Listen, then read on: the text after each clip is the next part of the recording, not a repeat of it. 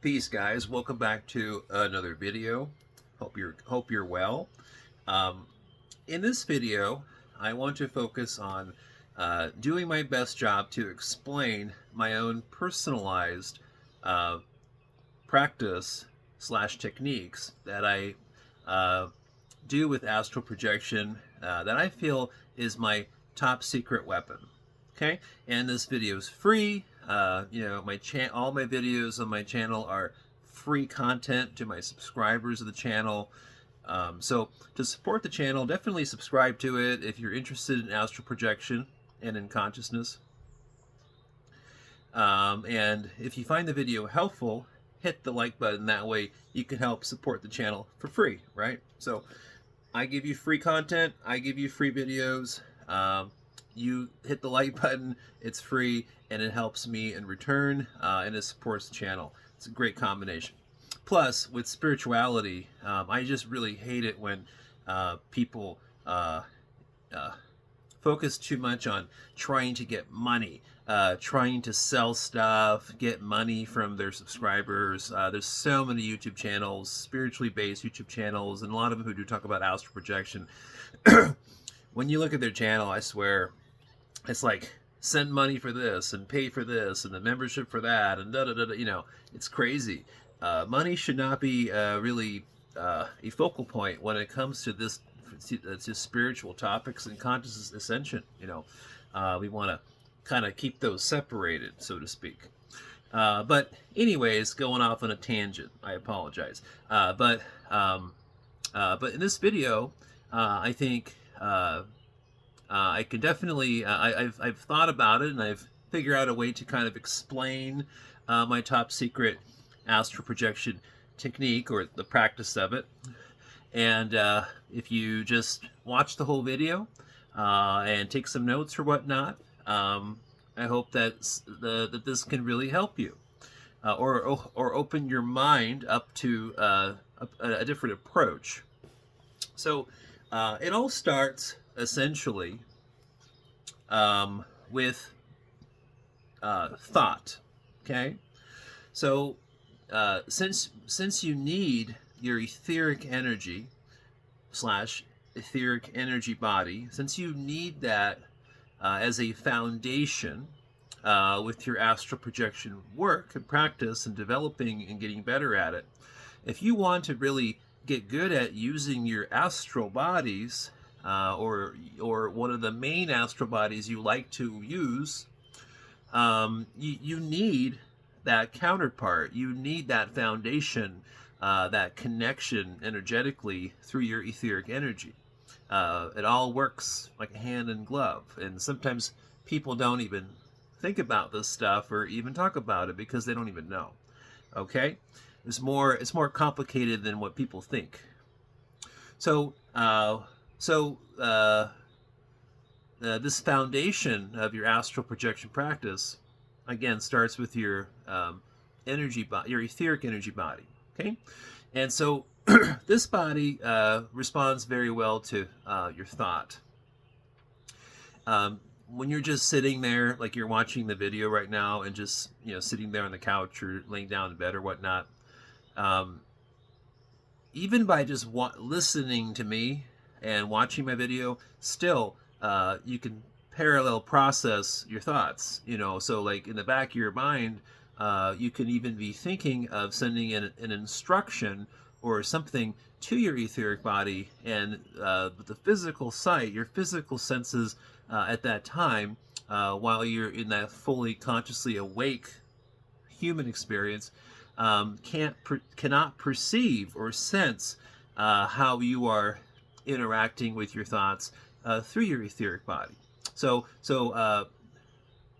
training this body, like I've talked about before, you can train your etheric body many different ways. But in this video, I'm going to now start to talk about, what I consider my own intimate, private, connection I have with that foundation of my etheric energy body, how I've trained it. Okay.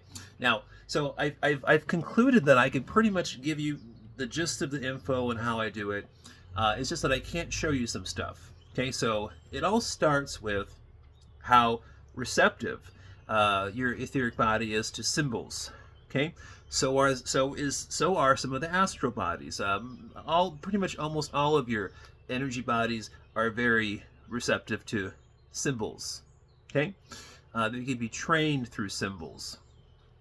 So what you want to do, not what you want to do, just if you want to do it, um, is take a few minutes. Sit down with a piece of with a pencil and a piece of paper, or maybe on your computer in an art program if you want to do it on a screen. Design a symbol that it can be very simple. It can be very intricate, complex, different types of polygonal shapes and all this stuff. I mean, or just a circle or triangles. I mean, there's so many different formats or ideas to try, but do what you feel is best. Again, you don't want anything too complicated as a symbol, and I'll explain that in a second. So you want to kind of keep it simplistic, at least if you're just starting to practice this. So on this symbol is not being designed to be a portal. Okay, you do not want to do that. Okay, it's only going to make things a little more complicated. So your symbol is, instead of thinking it's like some kind of Stargate or portal, think of it as just a personalized. It's an instrument. It's a key. Okay, just think of it as a key or an instrument. Don't put thoughts in your thoughts have energies. Don't put any energies or thoughts into the idea that this symbol is any kind of gateway or portal. Okay?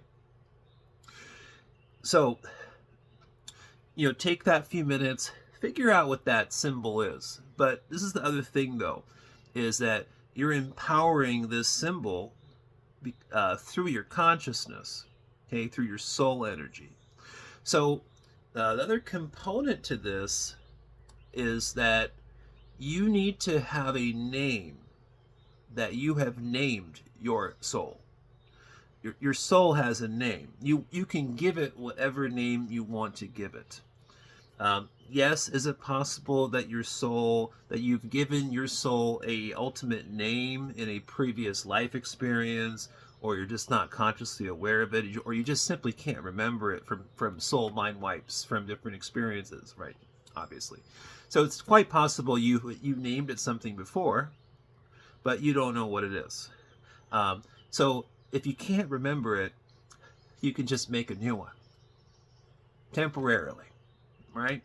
You can do whatever you want, ladies and gentlemen, as consciousness. You can do whatever you want, as long as it's not infringing on other consciousness. Bottom line.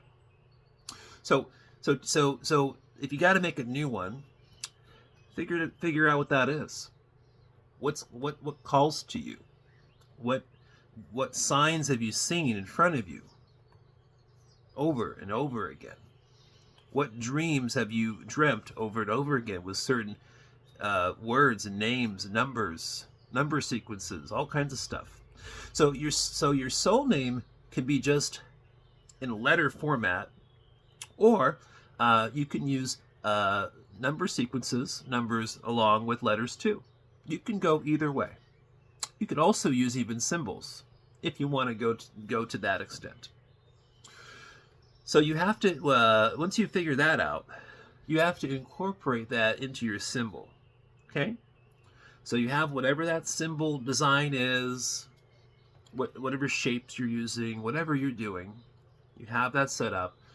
Then you infuse your soul name through your consciousness and intentions into the symbol. Okay?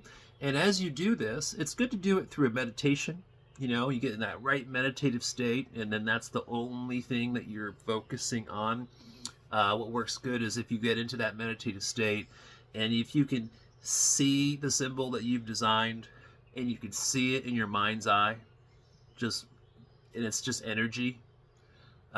Usually it looks like a grayish color or whitish kind of outlined color with a darker background when looking at it through the mind's eye. So if that's a good way to ingrain it, infuse your consciousness's name, your soul name, into the symbol that you will be using to train your etheric energy body.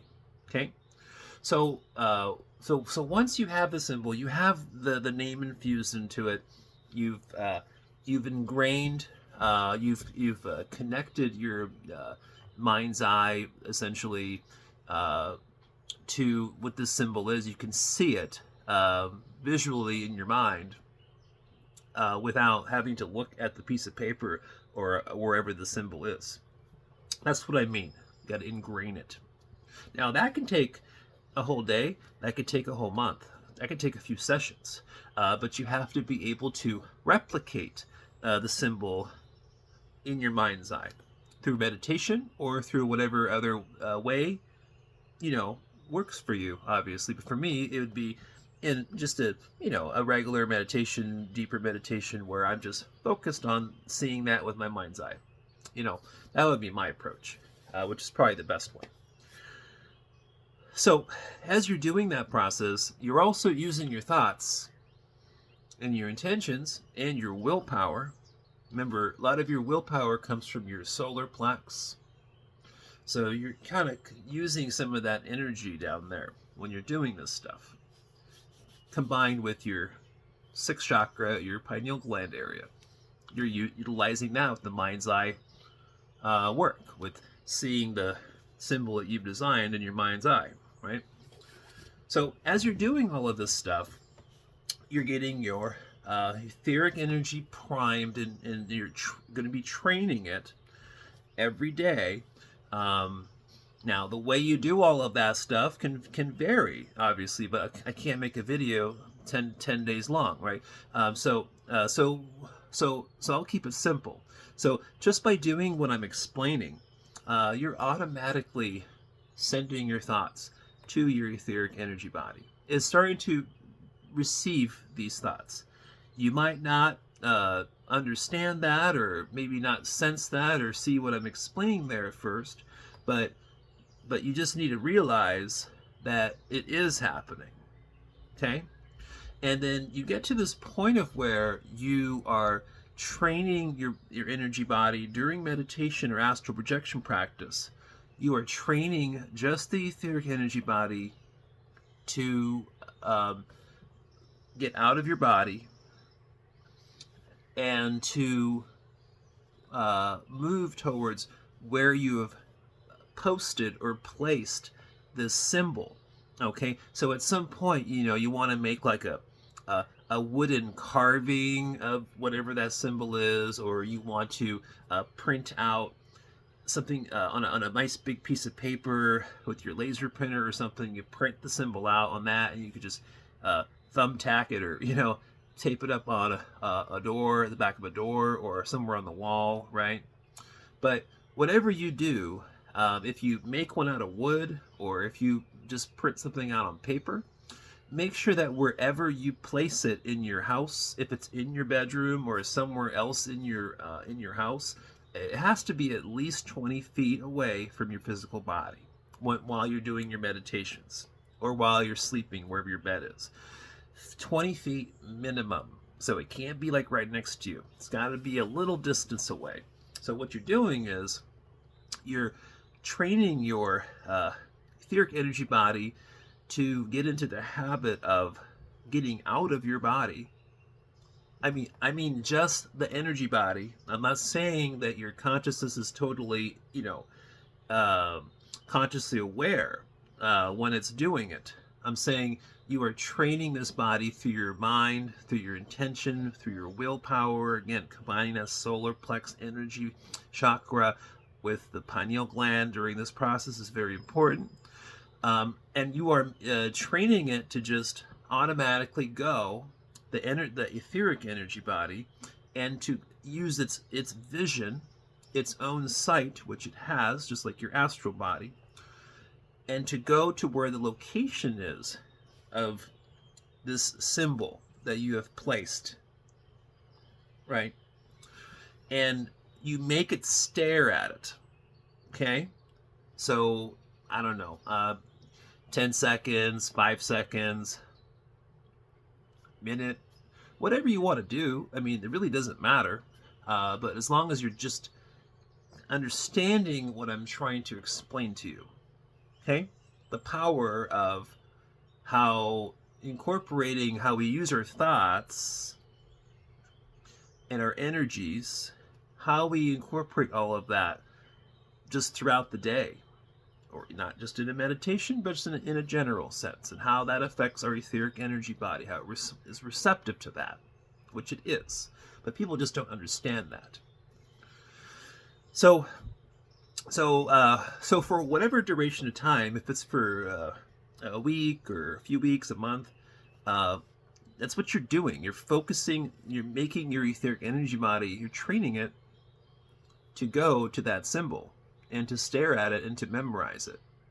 So thusly, the whole point of this explanation is that that symbol then is the key. You turn it into the key to your etheric energy body by training your energy body to become it through the practice, through the technique.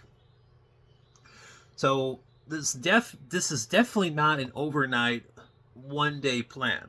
Okay, it's a little more. It takes more time to do this stuff because our energies are sometimes discombobulated. Our energies sometimes are so affected by other people, situations, stressors in life. There's so many things that variables from this reality around us, or that we're in, I mean, not around us, but we're within it, obviously, with this physical body, that are distractions and things that can create those variables with your energy field and your mental field, and how you communicate energetically through thoughts with your energy body / all the rest of the energy bodies. Take a drink of water. So you are training that etheric energy body to respond to the symbol as the key to the ignition of the car, so to speak, or to that body. So that way, once you feel like you've really come somewhere with that, and that you've really put some thought into it, and you can just feel how that is something that's improving your astral projection practice, then as you meditate or do astral projection meditations, then when you're doing your out-of-body exit techniques, then you are essentially just focused on that key, on that symbol. So during that process, if you are just focused on doing that as a way to exit the body, you will find that your etheric energy body will unglue itself. You will integrate into it faster, quicker, easier, and it will automatically want to leave the body to make your OBE exit faster and easier, and want to go to where the symbol is. So what will happen is, you will be shifting your awareness and consciousness into that energy body, and feeling it at that time. It's feeling it how it's moving around and stuff like that, and you just think about the symbol with your in that moment, just with your thoughts, which is your consciousness, and you will notice how your etheric energy body will then just snap over there really, really quickly, but then just stop to wherever that symbol is and look at it like it's been trained to do that by a hypnotist. It's hypnotic, You're gonna go to the symbol. You're gonna, So you can do that with your energy body. You can. People have such a hard time with their astral projection experiences, and that main thing of not just getting into vibrational state or stuff like that, but to actually have that OB exit fully consciously aware and not have any problems or issues to detach from the physical body so they can explore, right, and see what the hell's going on, right? So that's one of the hardest things for astral projectors. A lot of people quit astral projection because they get so close, but they just can't get that body to unglue from the physical body. And then once it's unglued, man, you're ready to roll, right? You're ready to roam free, at least for whatever amount of time. So what happens is too is like with this this technique I'm explaining in this video is you find that over time, you keep that symbol to yourself. Okay, if someone sees it, you never explain to anybody what you're using the symbol for, because believe me, from my own experiences, as soon as I go blah blah blah blah, and this is what I had some success with this, blah blah blah, it disempowers the energetic connection between your consciousness and your etheric energy body.